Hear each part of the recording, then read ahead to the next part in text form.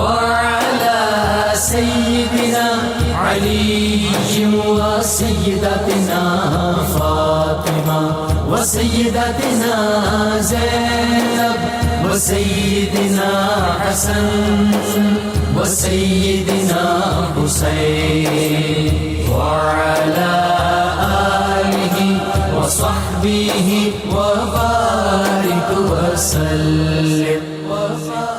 اللهم صل على سيدنا ومولانا محمد وعلى سيدنا. الحمدللہ رب العالمین والصلاة والسلام علی سید الانبیاء والمرسلین.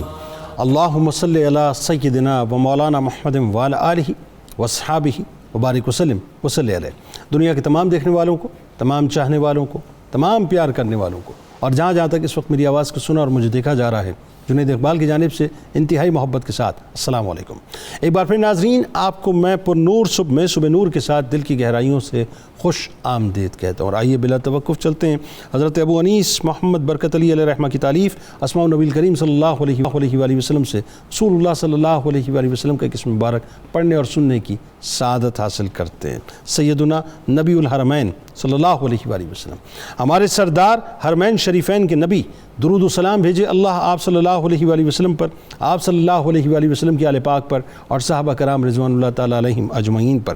حضرت عبداللہ ابن عباس رضی اللہ تعالیٰ عنہما سے روایت ہے کہ حضور نبی کریم صلی اللہ علیہ وآلہ وسلم نے ارشاد فرمایا کہ بیت اللہ شریف پر ہر دن 120 رحمتوں کا نزول ہوتا ہے، جس میں سے 60 رحمتیں طواف کرنے والوں پر، 40 رحمتیں نماز پڑھنے والوں پر اور 20 رحمتیں خانہ کعبہ کی زیارت کرنے والوں پر نازل ہوتی ہیں. ناظرین کرام، آج بنیادی طور پر ہم جس موضوع پر گفتگو کرنے والے ہیں وہ ہے اصحاب فیل پر عذاب الہی. انتہائی عام ترین موضوع ہے اور آج کے حوالے سے اس کی ریلیونس یہ ہے کہ جو سپر پاور ہونے کا دعویٰ کرتی ہیں، رب بتاتا ہے کہ اصل سپریم پاور تو وہ ہے. آغاز کرتے ہیں صاحب.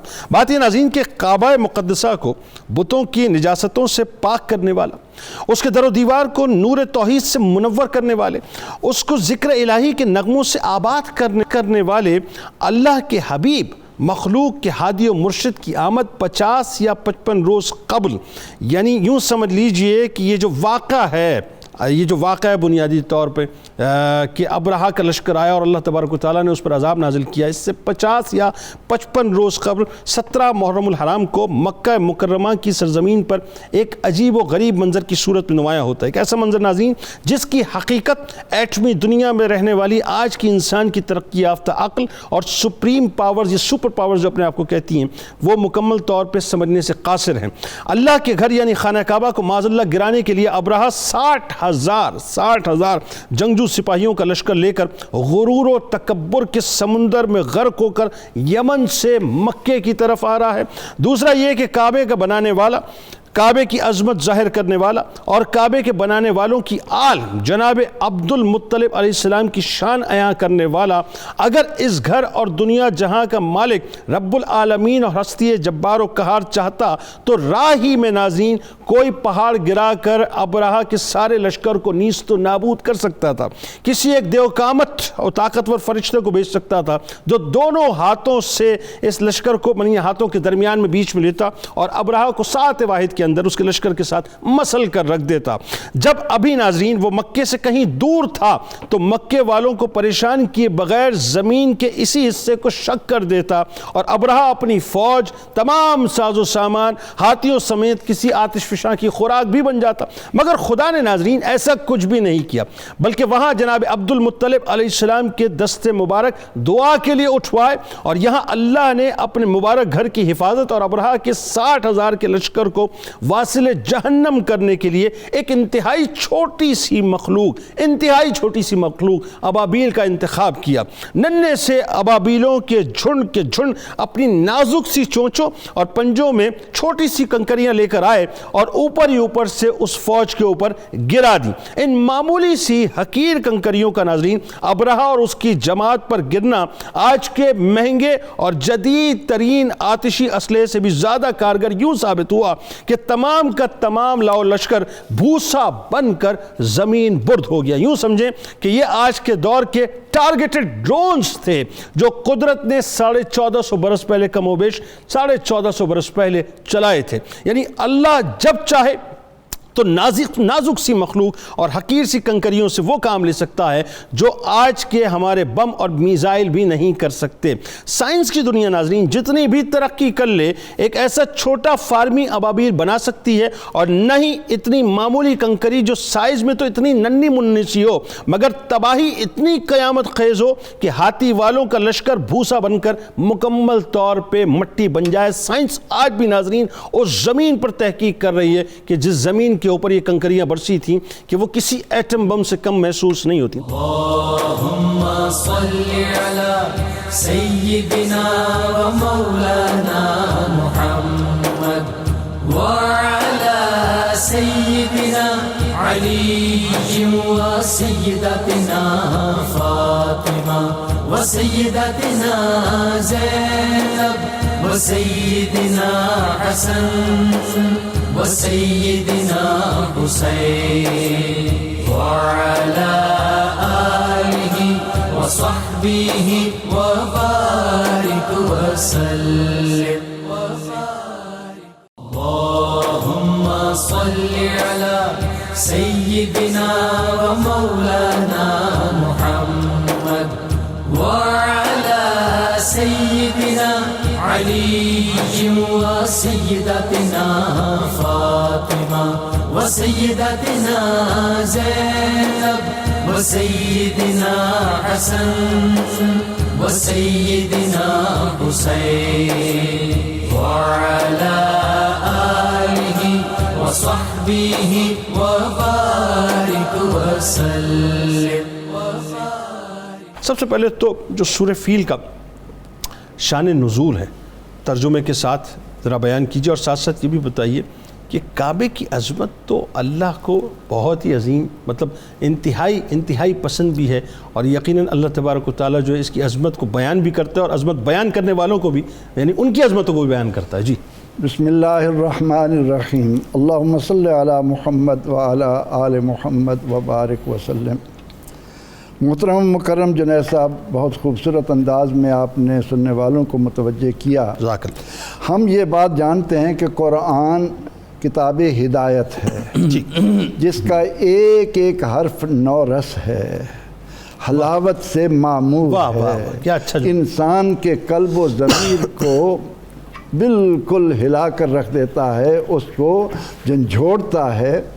قرآن کوئی قصہ کہانی کی کتاب نہیں ہے، یہاں تو واقعات اس لیے بیان کیا کرتے ہیں کہ ان فی ذلک لعبرۃ لمن یخشی، عبرت حاصل کی جائے۔ ہم جب سورہ فیل کے شان نزول کی طرف آتے ہیں تو اس بات کو ہمیں یاد رکھنا چاہیے کہ اس کی مماثلت ابرہہ اور اس کے ساتھیوں کے ساتھ اس طرح بنتی ہے کہ وہ قلب و ضمیر مردہ کر چکے تھے، بالکل ٹھیک۔ انہیں یاد نہیں رہا تھا کہ ماں کے شکم میں انہیں شکل و صورت کس نے اپنی مرضی کی دی ہے، انہیں یاد نہیں رہا تھا کہ ان کو آکسیجن کون دے رہا ہے، ان کو یاد نہیں رہا تھا کہ ان کے لیے پانی کون اتار رہا ہے، ان کو یاد نہیں رہا تھا کہ سورج کی حرارت سے غلے پکا کر ان کے لیے کون دے رہا ہے۔ وہ دنیا کی ہوس میں ضمیر کے قیدی بن کر رات دن ہوس میں مبتلا تھے۔ یہی حال صدیوں سے جہالت کی بنا پر مکے والوں کا بھی تھا۔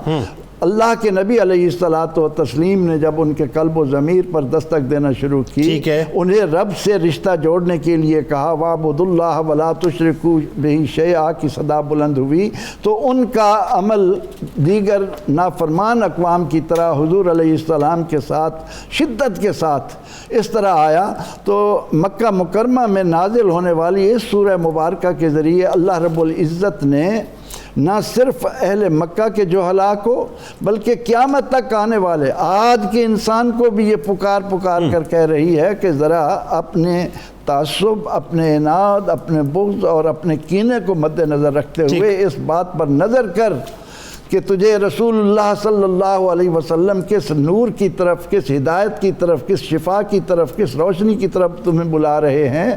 تو اللہ رب العزت نے ان کی مخالفت اور مخاصمت جب اس حد تک بڑھ گئی کہ نبی رحمت صلی اللہ علیہ وسلم کو زخمی کرنے سے، زمین پر معاذ اللہ آپ کو ایذائیں دینے سے گریز نہیں کر رہے تھے، تو ان حالات میں اللہ تعالیٰ نے سورہ مبارکہ جو اس وقت قرآن کا 105واں نمبر بنتی ہے یہ نازل فرمائی، اور اس کے ذریعے وہ واقعہ جو ابھی حال ہی میں ہوا تھا، تھوڑا وقت گزرا تھا، عام الفیل رسول اللہ صلی اللہ علیہ وسلم کی ولادت کا سال ہے، تو ایسے لوگ موجود تھے جن کی نظروں کے سامنے یہ واقعہ ہوا، سارا وہ جان سکتے تھے آسانی سے۔ اب اس میں دیکھیں کہ اللہ رب العزت نے محبوب کریم صلی اللہ علیہ وسلم کو مخاطب فرما کر انداز کتنا خوبصورت ہے، ارشاد ہوتا ہے الم تارا، یہ استفہام انکاری ہے، محبوب کیا آپ نے دیکھا نہیں؟ کیا آپ نے دیکھا نہیں؟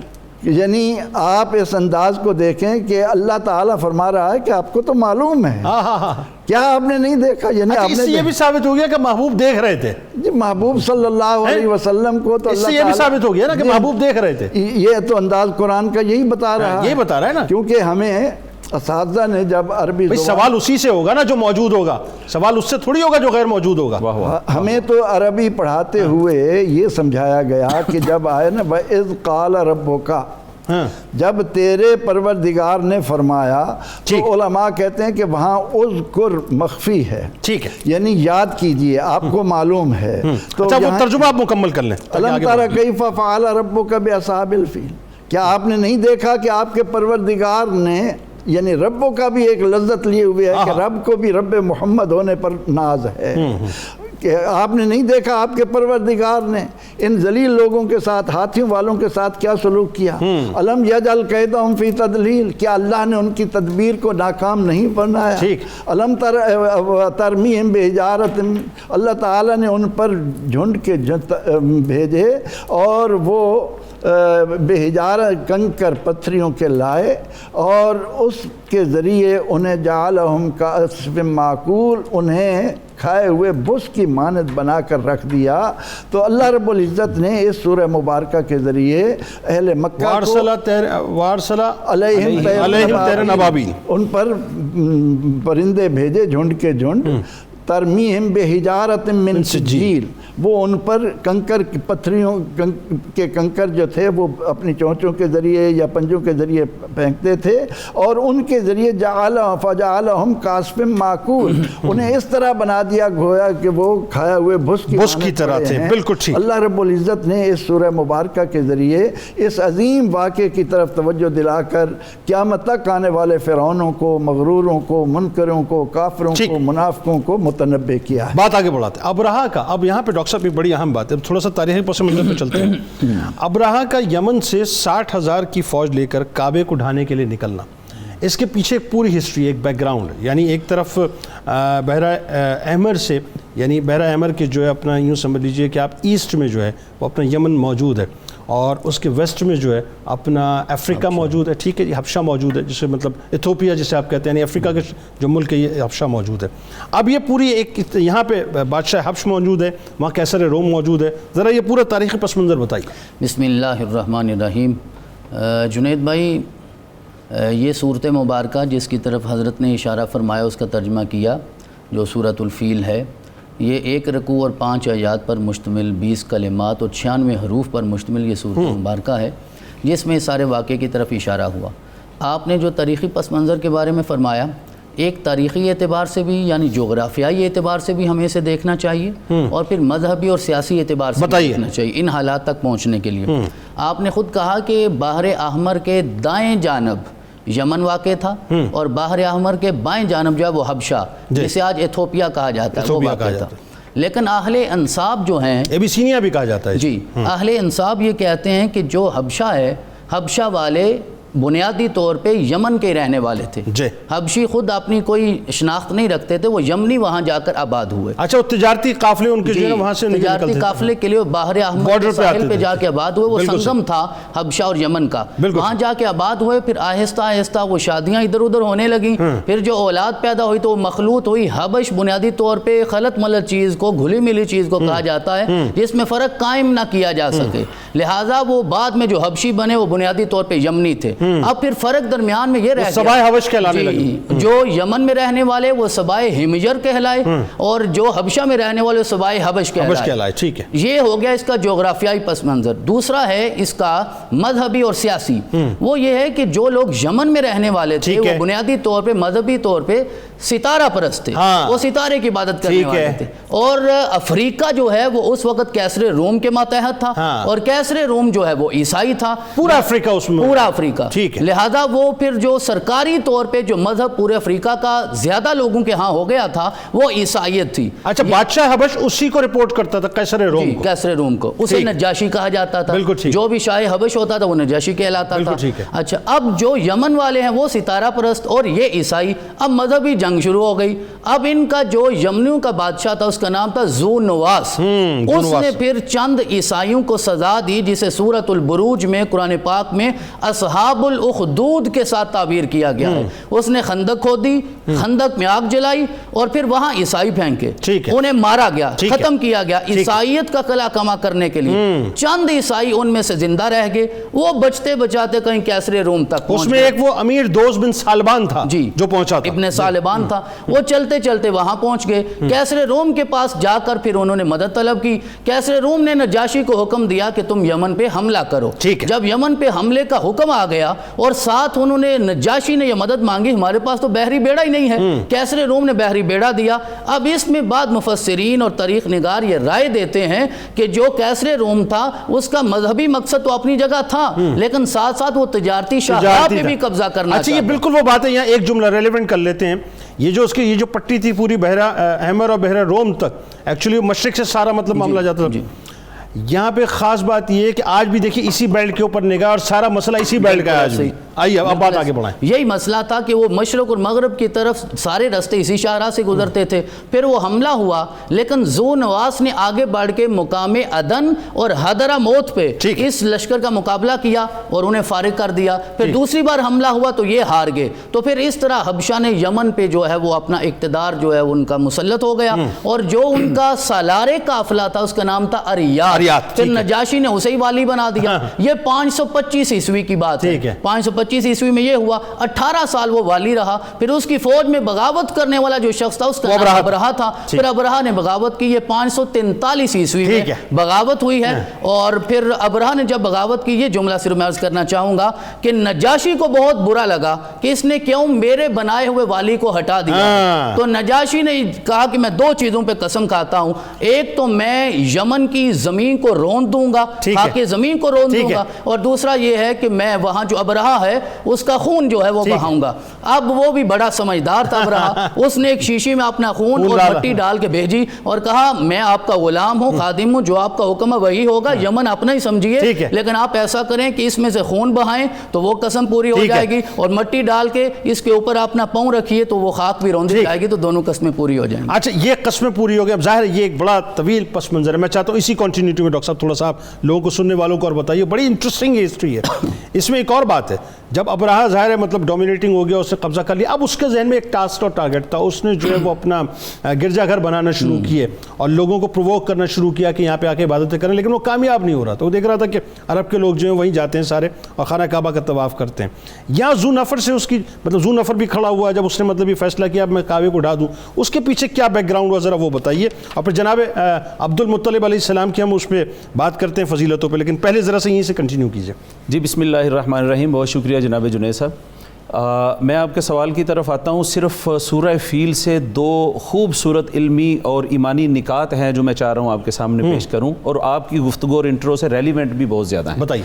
ایک تو یہ ہے کہ اللہ رب العزت نے اس میں فرمایا الم تر کیف فعل ربک باصحاب الفیل. لفظ اصحاب الفیل کہا ہے کہ ہاتھیوں والے، ارباب الفیل نہیں کہا. ارباب الفیل کہا جاتا تو اس کا معنی یہ تھا کہ جو ہاتھیوں کے مالک تھے، جو ہاتھی لے کے آئے تھے. اصحاب جو ہے جب یہ کسی بھی شے کی طرف جب اس کی اضافت کی جاتی ہے تو یہ اس کی جن سے ہوتی ہے. ٹھیک ہے. تو بتایا یہ جا رہا ہے کہ یہ اصحاب الفیل ہیں، یعنی ان کی نسبت جو ہے وہ جانوروں اور حیوانوں کی طرف کی جا رہی ہے. ان کے کبھی عمل کی وجہ سے اللہ پاک نے انہیں ارباب نہیں کہا، اصحاب کیا کہتے ہیں، ساتھی بنا دیا ہوں گے. دوسری بات یہ ہے کہ لفظ صاحب جو ہے یہ ہمیشہ ادنا کے لیے بولا جاتا ہے جب اس کی نسبت اعلیٰ کی طرف کی جاتی ہے. جیسے مثال کے طور پر سیدنا ابوبکر صدیق، عمر فاروق اور دیگر صحابہ اکرام کو حضور کا صحابی اور صاحب کہا جاتا ہے. حضور علیہ الصلوۃ والسلام کو ان کا صاحب نہیں کہا جاتا. تو ہاتھیوں کے ساتھ ان کی نسبت جوڑی اور کہا کہ اولئک کالانعام بل ہم اضل. ان کی حالت یہ ہے کہ یہ جانور ہیں بلکہ جانوروں سے بھی بدتر ہیں. اب آئیے ذرا اس طرف. اب ہوا کیا؟ اب رات چلا کیسے لشکر لے کے؟ سجیل کا لفظ میں آپ کی اجازت سے، سجیل جو ہے، سجیل عربی کے اندر اس کا معنی ہوتا، عربی میں ہے رجسٹری کروانا، مہر لگوانا. ہم کہتے ہیں کہ قد سجلت الشریکہ، میں نے اپنی کمپنی رجسٹرڈ کروا دی ہے. سجلت، میں نے اپنے سگنیچر کر دیے ہیں. آپ نے اپنی گفتگو میں فرمایا تھا کہ یہ ڈیوائن ڈرونز تھے جو آئے تھے. تو میں یہاں پر یہ بتانا چاہ رہا ہوں کہ اللہ رب العزت نے یہ لفظ سجیل بھی ایسے نہیں یہاں پہ استعمال کیا.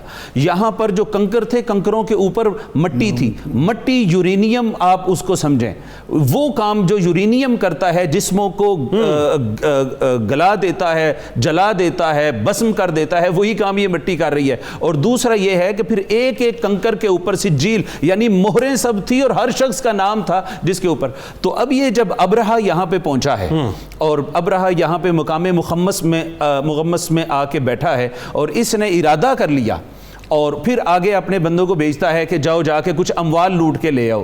تو وہ جاتے ہیں اور وہ نہیں، اس سے پہلے ڈاکٹر صاحب میں اصل میں وہاں پہ آنا چاہ رہا تھا، آپ تھوڑا سا اسکپ کر گئے. میں یہ چاہ رہا تھا کہ ذو نفر جو سامنے کھڑا ہوا ہے وہ پورا لشکر کے ساتھ پہلے اس سے جو ہے مقابلہ ہوا، اس نے اس کو جو ہے اپنا زیر کیا ہے، پھر نفیل بن حبیب بیچ میں مطلب ملا ہے، مطلب اس سے ملاقات ہوئی ہے، پھر لے کے طائف پہنچے ہیں. یہ پورا واقعہ ہے نا. پھر طائف میں جو ہے وہ خوف میں تھے کہ ہمارے مندر نہ گرا دیں. انہوں نے کہا جی یہ کعبۃ اللہ نہیں ہے لیکن ہم تمہیں سپورٹ کر دیتے ہیں. بالکل. اب آپ اس منزل پہ پہنچے جہاں کا آپ ذکر کر رہے ہیں، بتائیے. بالکل یہ سارا پس منظر چلتا ہوا، پھر وہ طائف کے لوگ بھی ساتھ، پھر انہوں نے کہا کہ ہم آپ کو ایسی جگہ کا بتاتے ہیں کہ اگر تم وہاں پہ حملہ کر دو تو اگر وہ کعبہ تمہارے ہاتھ میں آ جائے. پھر وہ جب آتا ہے یہاں پہ آ کے مقام مغمس میں بیٹھ جاتا ہے. سیدنا عبد المطلب رضی اللہ تعالیٰ عنہ آپ کے جب 200 اونٹوں کو وہ گھیر کے لے آتے ہیں تو سیدنا عبد المطلب رضی اللہ تعالیٰ عنہ جن کا اصل نام شیبہ تھا، اور پھر آپ اتنے حسین و جمیل تھے، آپ بڑی وقار اور عظمت والے تھے، اور آپ کے لیے آقا علیہ الصلوۃ والسلام نے ارشاد فرمایا کہ قیامت کے روز جب آپ اٹھیں گے تو آپ انبیاء کی شبیہ میں اٹھیں گے اور آپ کو وہ روب اور مقام عطا کیا جائے گا. پھر اس کے بعد آپ کے اندر کستوری جیسی خوشبو آتی تھی اور آقا علیہ الصلوۃ والسلام کا نور نبوت ہمیشہ آپ کی پیشانی میں چمکتا تھا. آپ کے پاس ذو نفر آتا ہے اور جا کے کہتا ہے کہ آپ کے جو اونٹ ہیں، آئیے میں آپ کی بات کروا دیتا ہوں ابرہہ سے. وہ ابرہہ کے پاس سیدنا عبد المطلب رضی اللہ تعالیٰ عنہ تشریف لاتے ہیں. تو یہاں پہ وکان عبد المطلب اوسم الناس، عبد المطلب جو تھے لوگوں میں سے سب سے زیادہ حسین تھے، وَأَجْمَلُهُمْ وَأَعْظَمُهُمْ، سب سے عظیم المرتبت بھی تھے قریش میں سے. اور فلما رآہ ابرہہ نے جب آپ کو دیکھا اجلہ وَأَعْظَمَهُ، تو وہ دنگ رہ گیا، مبہوت ہو کے رہ گیا.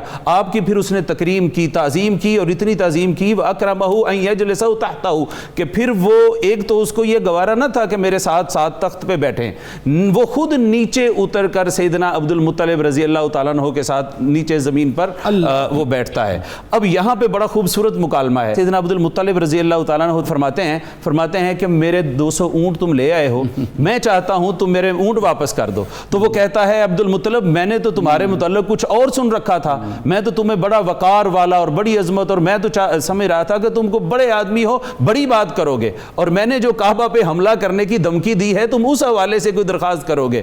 آپ نے فرمایا نہیں، اونٹوں کا مالک میں ہوں، میں اپنے اونٹوں کا مطالبہ کر رہا ہوں، کعبے کا مالک، اس گھر کا مالک کوئی اور ہے، حملہ کرو، وہ خود تم سے بات کر لے گا. اللہم صلی علی سیدنا و مولانا محمد وعلی سیدنا علی و سیدتنا فاطمہ و سیدتنا زینب و سیدنا حسن وسيدنا حسين وعلى آله وصحبه وبارك وسلم. اللهم صل على سيدنا ومولانا محمد وعلى سيدنا علي وسيدتنا فاطمة وسيدتنا زينب وسيدنا حسن وسيدنا حسين وعلى آله وصحبه وبارك وسلم.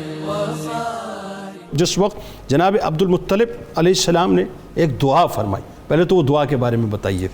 ظاہر ہے اس دعا کا رنگ بالکل ایسا ہی محسوس ہوتا ہے جیسے ہمیں غزوہ بدر میں ایک رنگ سرکار علیہ السلام نے مطلب دیا دعا کا، یعنی کیسی مماثلت ہے دادا اور پوتے کی دعا میں.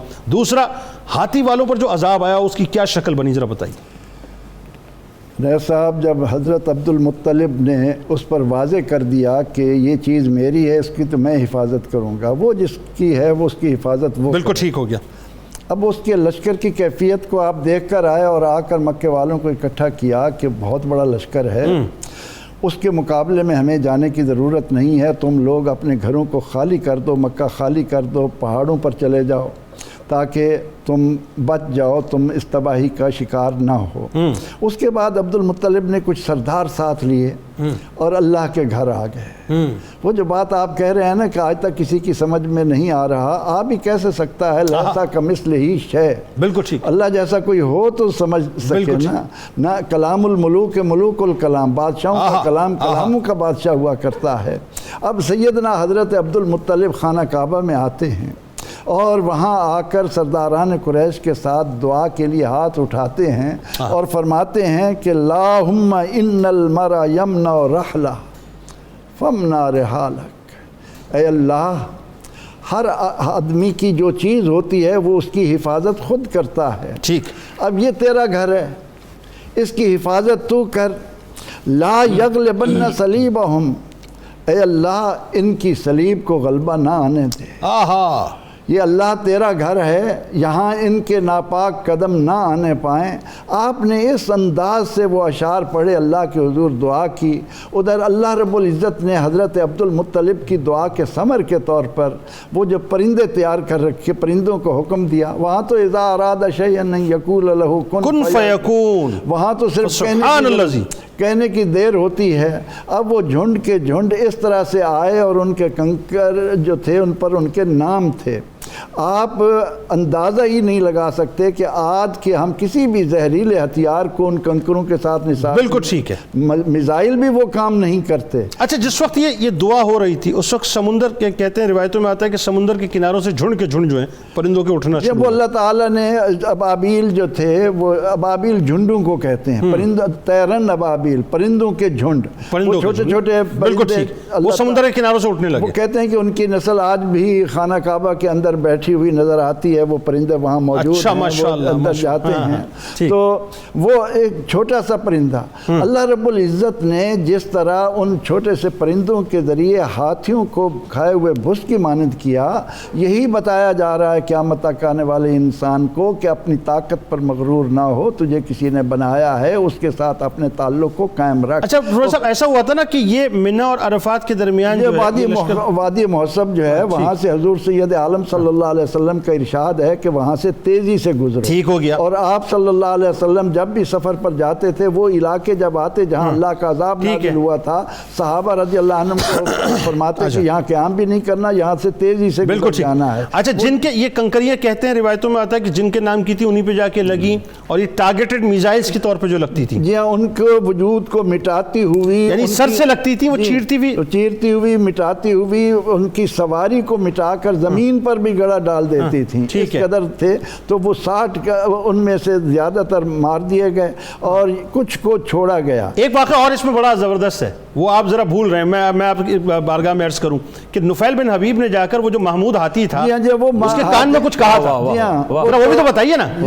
ہاتھی 9 یا 12 ہاتھی تھے، لیکن ان میں جو سب سے بڑا ذہیم اور بڑا سہیم تھا وہ محمود تھا.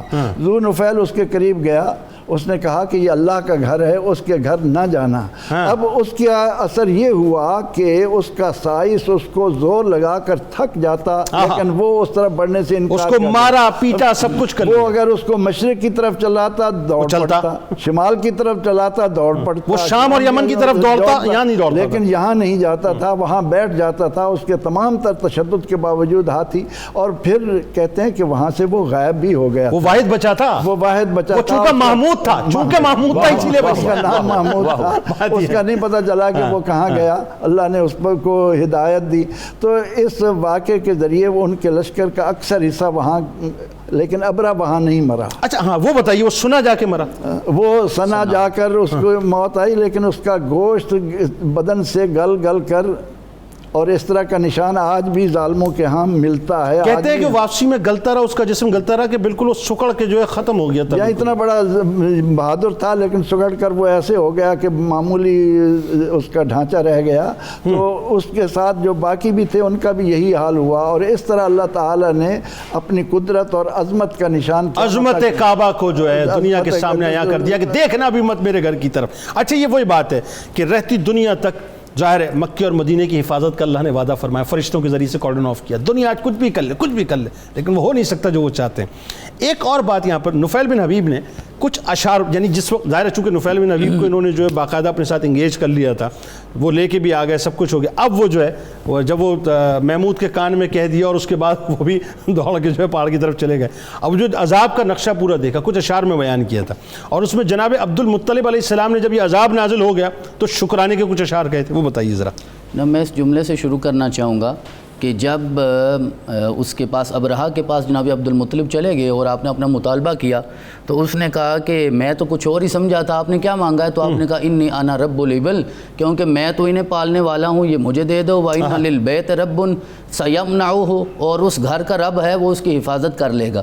جملہ میں یہ عرض کرنا چاہتا ہوں، یہ عام الفیل، عام الفیل وہ ہے جب ولادت مصطفیٰ ہو رہی ہے، اور یہ 55 دن پہلے کا واقعہ ہے۔ جنید بھائی آج تک یہی بتایا گیا ہے امت کو کہ نبی پاک علیہ تحیت و ثنا پیدا ہوئے تو حالت غربت کی یہ تھی کہ آپ کو لینے کے لیے کوئی دائی تیار نہیں ہوتی تھی، اور حلیمہ سعدیہ کو دینے کو کوئی تیار نہیں ہوتا تھا۔ ذرا دیکھیے 55 دن پہلے آپ کے دادا کے 200 اونٹ پکڑے گئے ہیں، اس کا مطلب یہ جس کے دادا کے 200 اونٹ وہ غریب نہیں ہوتا، کیا اچھی بات ہے، سبحان اللہ، لہذا وہ حکمتیں اور تھیں، حلیمہ کا مقدر تھا، اسے حلیمہ کو سعدیہ بنانا تھا، اس لیے وہ رسول اکرم حلیمہ کو سعدیہ بنانا تھا، اچھی بات ہے۔ اور اسی طرح جو آپ نے کہا نا کہ اس جو تھا ہاتھی اس کا نام محمود تھا، میں سمجھتا ہوں کہ جب اس کے کان میں نفیل نے سرگوشی کی نا، اس کے بعد اللہ نے اسے محمود بنا دیا ہے، محمد کے صدقے وہ محمود ہو گیا ہے، رب کعبہ نے اسے محمود بنا دیا۔ اور پھر جب وہ منظر دیکھا نفیل بن حبیب نے، نفیل بن حبیب کو پہلے یہ مارنا چاہتا تھا ابرہہ، پھر اس نے بطور دلیل گائیڈ کے طور پہ اسے اپنے ساتھ، سردار تھا وہ اپنے قبیلے، ہاں جی، ساتھ لے لیا، اور جب وہ منظر شروع ہو گیا عذاب کا تو وہ پہاڑی پہ چڑھا ہوا تھا، تو اپنی زوجہ کو مخاطب کر کے وہ کہتا ہے، یہ اہل عرب کا مزاج تھا، یہ نہیں کہ بات صرف بیوی سے ہو رہی ہے، سب کو سنانا ہوتا تھا، تو اپنی زوجہ کو مخاطب کر کے وہ کہتا ہے، رودینا اس کا نام تھا، رودینا لو رأیت وما تریہ لدی جنب المحصب ما رأینا، کہتا ہے رودینا اگر تو دیکھ لیتی نا جو میں دیکھ رہا ہوں تو کبھی اسے برداشت نہ کر پاتی کہ محصب اور محصر اس وادی کے دو نام آئے ہیں، اس وادی میں جو کچھ ہو رہا ہے اس سے اب اللہ کی پناہ، حمیدت اللہ اذ ابصرت طیرا، کہتا میں اللہ کی حمد کرتا ہوں جب میں نے ان پرندوں کے جھنڈ آتے ہوئے دیکھے نا، وہ پرندے آ رہے تھے، اور جناب عبد المطلب کے یہ لفظ ہیں، وہ کہتے ہیں وہ پرندے اتنے عجیب و غریب تھے، ہم نے نہ نجد میں کبھی انہیں دیکھا تھا نہ کہیں اور دیکھا تھا، اتنے عجیب وہ پرندے تھے، اور وہ جب وار کرتے تھے ان کے چونچ میں ایک وہ ہوتی تھی کنکر، اور ان کے پنجوں میں کنکر ہوتے تھے دو، وہ پھینکتے تھے، سر سے لگتا تھا، بڑی تکلیف سے نکل ٹارگیٹڈ ڈرونز تھے، قدرت کے ڈرونز، بالکل ایسا ہی ہے۔ اور اللہ رب العزت نے، اور یہ لفظ ہے اس میں، جناب عبد المطلب کہتے ہیں ہم نے دیکھا وہ کنکر جو ہے مسور کے دانے سے تھوڑا سا بڑا اور چنے کے دانے سے تھوڑا سا چھوٹا ہوتا تھا۔ میرے رب ذو نفر سے نہیں مروایا، ذو نواز سے نہیں مروایا، یہاں کنکر سے مروا کے بتا دیا کہ جب میں حفاظت کرنے والا ہوں. تو وہ کہتا ہے حمیدۃ اللہ اذا بصرت طیرا، میں اللہ کی حمد کرتا ہوں جب میں نے پرندوں کو آتے دیکھا. خفت حجارۃ تلقی علینا، وہ کہتا ہے جب وہ پتھر گر رہے تھے پرندوں کی چونچ سے تو مجھے لگا کہ ہم بھی ہلاک ہو جائیں گے، ہم بھی ختم ہو جائیں گے. آخری جملہ بڑا اس نے عجیب و غریب کہا، کہتا ہے اب اس کیفیت میں وہ دوڑ رہے ہیں ابرا کا لشکر اور مجھے ایسے تلاش کر رہے ہیں. کل القوم یسأل عن نفیل، ساری قوم نفیل کے بارے میں ایسے پوچھ رہے جیسے میں نے ان کا کوئی قرض دینا ہے. وہ ایسے مجھے تلاش کر رہے ہیں جیسے میں نے ان کا قرض دینا. جب اللہ نے انہیں راحت عطا فرما دی، جناب عبد المطلب سید بطحہ کعبہ میں آئے اور آپ نے کعبے کا غلاف پکڑ کے سر رکھ کے اللہ کی بارگاہ میں کہا، مولا اذا منعت الحبش والافیال وقد راؤ بمکۃ اجبالا وقد خشینا منہم القتال وکل امر منہم معدالا. اور آخر میں کہتے ہیں شکرا وحمدا لک یا ذا الجلال.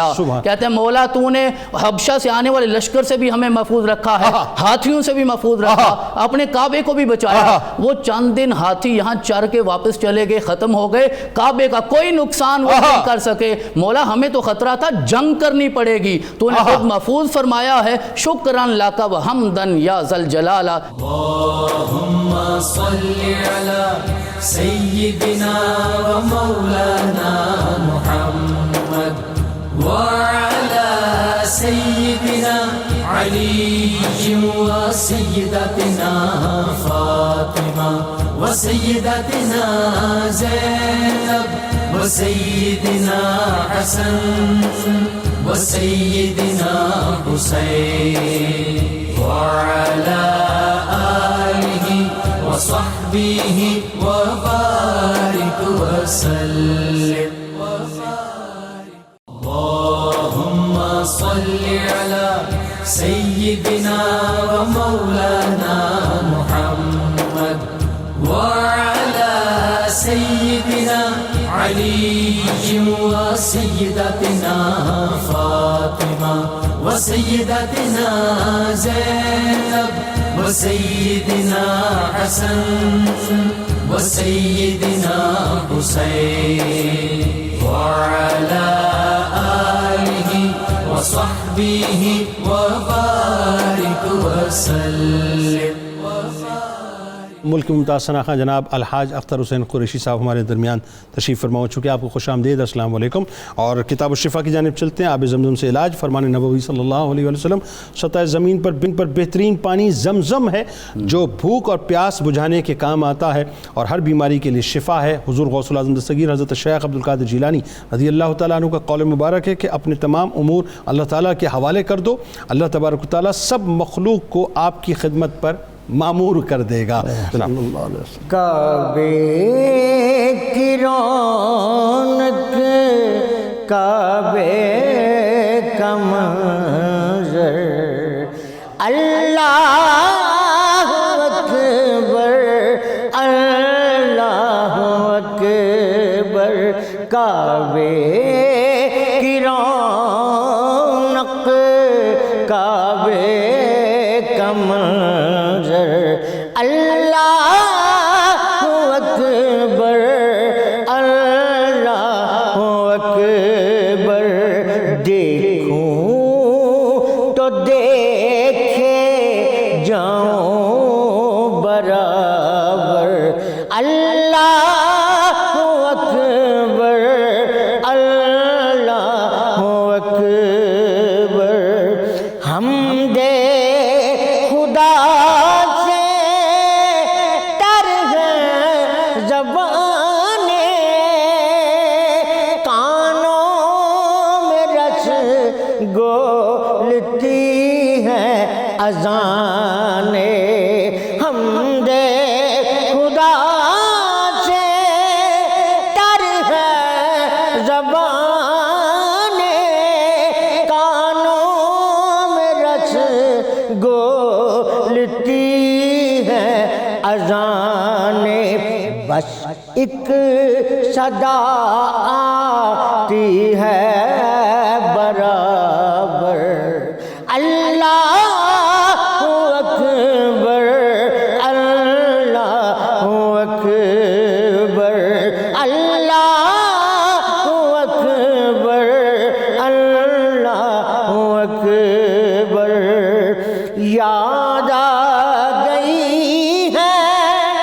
جب اپنی خطائیں اشکوں میں ڈلنے لگی التجائیں، اشکوں میں ڈلنے لگی التجائیں، رویا غلاف کعبہ پکڑ کر، رویا غلاف کعبہ پکڑ کر، اللہ اکبر اللہ اکبر، بھیجا ہے جنت سے تجھ کو خدا نے، چوما ہے تجھ کو میرے مصطفیٰ نے، بھیجا